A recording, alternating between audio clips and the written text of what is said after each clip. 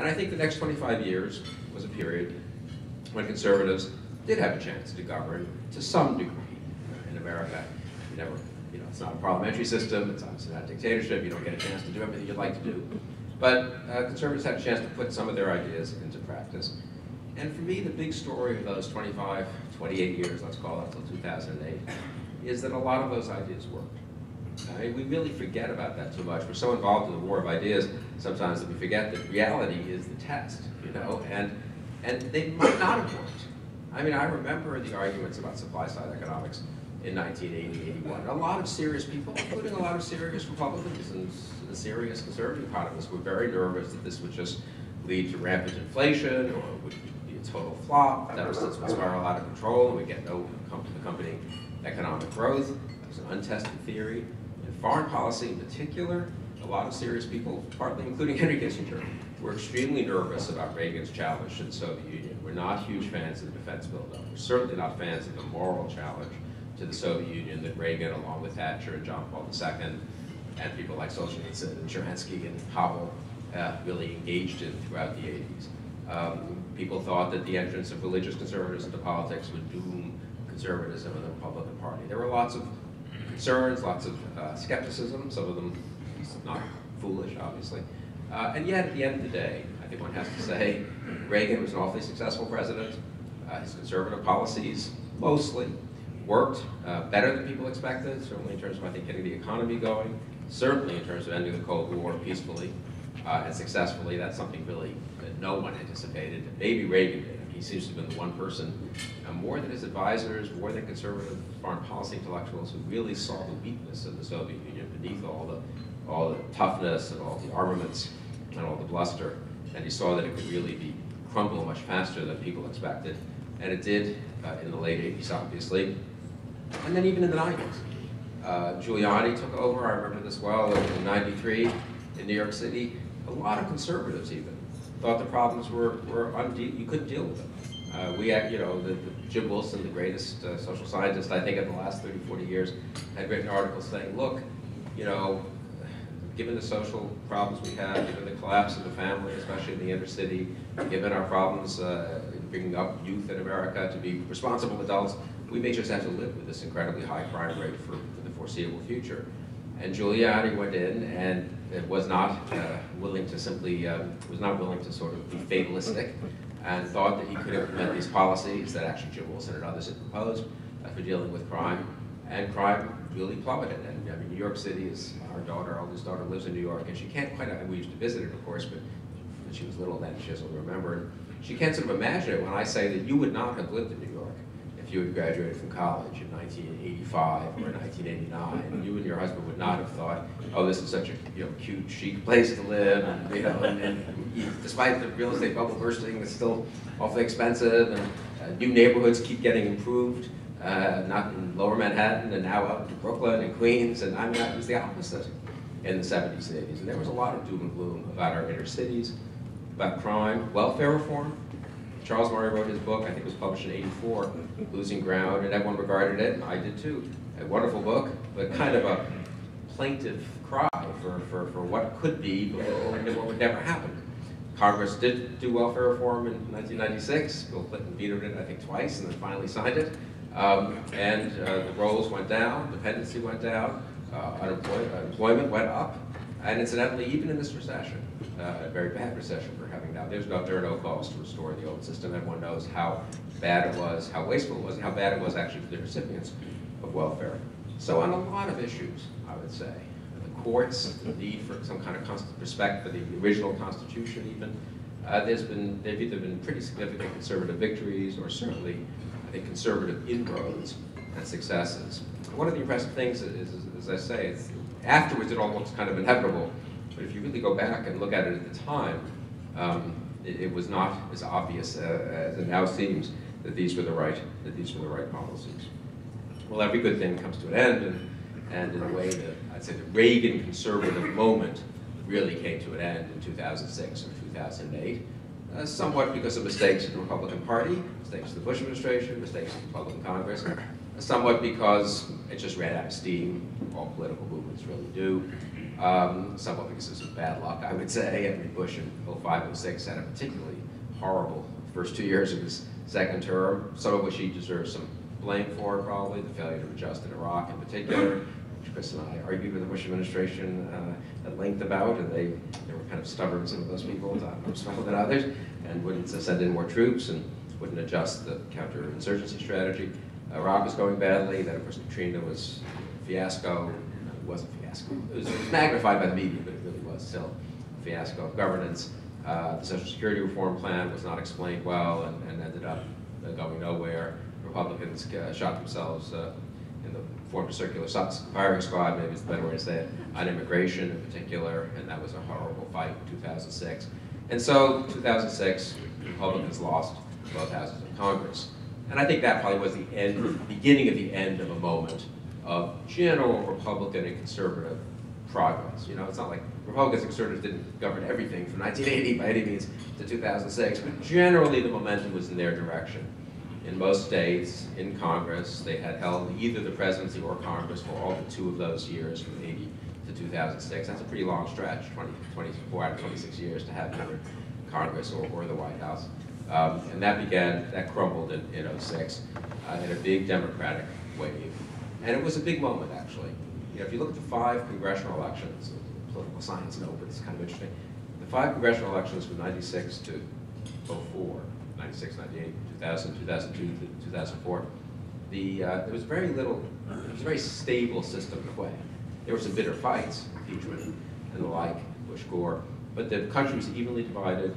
If you look at those 5 congressional elections, I think it's true that there have never been 5 congressional elections, 5 consecutive congressional elections in American history where there was less change in the total vote. You know, Republicans would get 49.5% of the vote nationally, the Democrats would get 48.5, and the next election the Republicans would get 50, and the Democrats would get 48. I mean, it was incredibly small. It was pretty small in most districts, too, incidentally. It was fairly stable. The country was pretty evenly divided.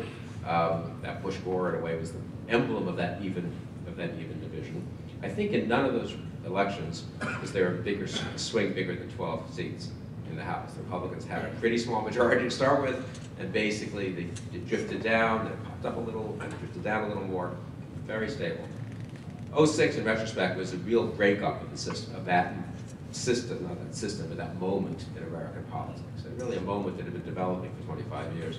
The Democrats won both houses of Congress with big landslide victory. Happened, of course, as always happens in the world. Just as Republicans were thinking they were in charge finally after Bush won re-election, and Republicans held Congress. Karl Rove was talking about 20 years of Republican dominance. That's always when things fall apart, you know. And of course they did. Democrats won everything in 06. They followed that up with another big victory in 08, which is unusual in American history. Usually if one party wins big, it then gives back some seats the next election. Voters take a little bit of a step back and think, oh, maybe we better correct a little bit. But actually the Democrats picked up double-digit seats again in 2008 in the House and the Senate. And of course Barack Obama won the presidency pretty easily. 53% of the vote, the largest Democratic vote since Johnson at 64 nationally. And suddenly it looked in early 2009 as if obviously the Reagan-Bush era was over. Obviously the era of Republican dominance was over. And maybe we're in for a new era of progressivism, of liberal dominance, a new New Deal. That's certainly what Obama hoped. It's what Rahm Emanuel talked about. And it wasn't a crazy thing to think, actually. You know, not a lot of conservatives I know were extremely dispirited and getting ready to read novels for the next 20 years. And, you know, write poetry, organic farming, whatever the conservatives do when things are hopeless. Dig bomb shelter. Anyway. And what's amazing, and it really is a fantastic, sort of just historically kind of amazingly rapid reversal.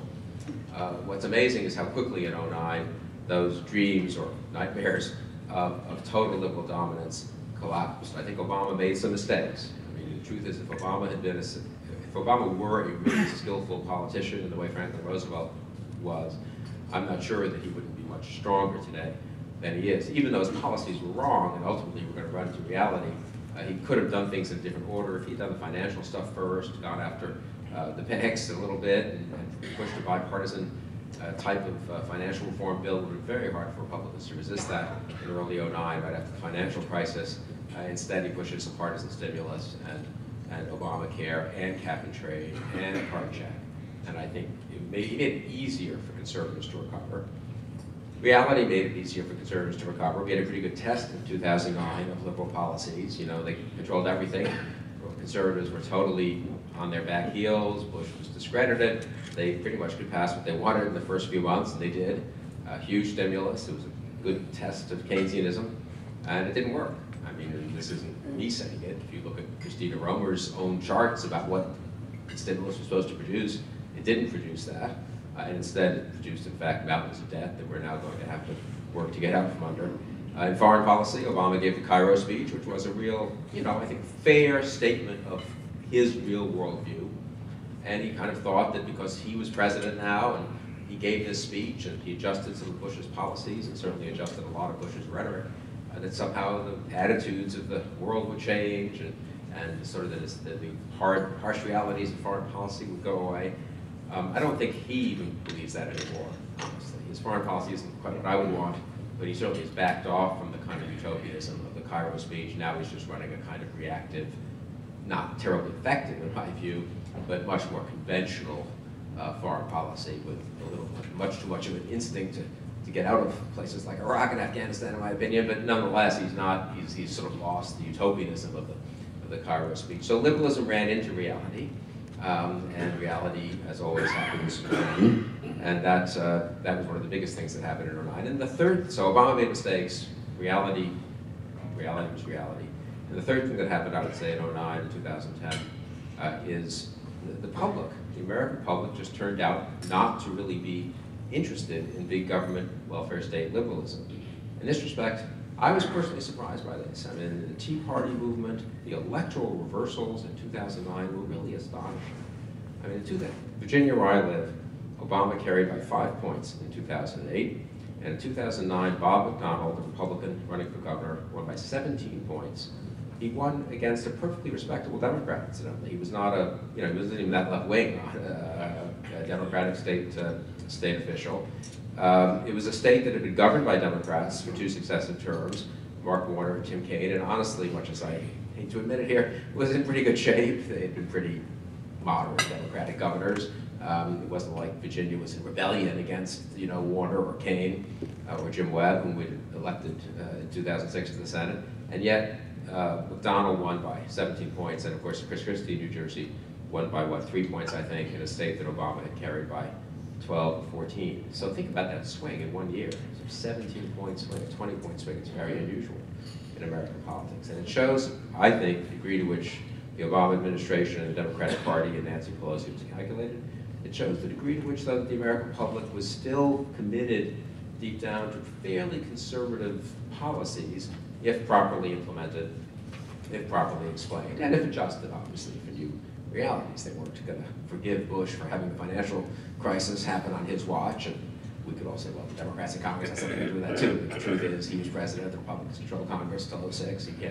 You can't, well, voters are going to hold you responsible for that. It was a pretty big crisis, and it wasn't handled particularly well, in my judgment. And so that was a big burden for Republicans. But once that sort of, we're able to get beyond that and look at the choices in terms of policies, and in terms of political philosophy, Republicans ended up doing okay, conservatives ended up doing okay. I do think in that respect, the lesson of Reagan had penetrated more deeply into the American public than people appreciated, find that I appreciated, actually. One sort of assumed, well, Reagan was gone for a long time, he died, that people were moving on. But I think the degree to which the failures of liberalism in the 60s and 70s and the successes of conservatism in the 80s and 90s were embedded a little bit in people's memories.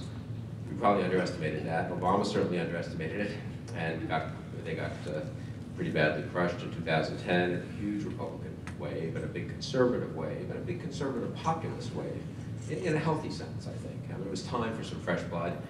People in Washington didn't like it much. Incumbents were getting challenged in Senate races and getting primary challenges in the House and the Senate, and new people were showing up and not waiting for the blessing of the party establishment to run. And some of them turned out not to be great candidates, and we probably lost a couple of Senate seats we might have otherwise held without those challenges. But on the whole, those challenges were very good for the party. On the whole, the new blood that came in was very healthy for the Republican Party.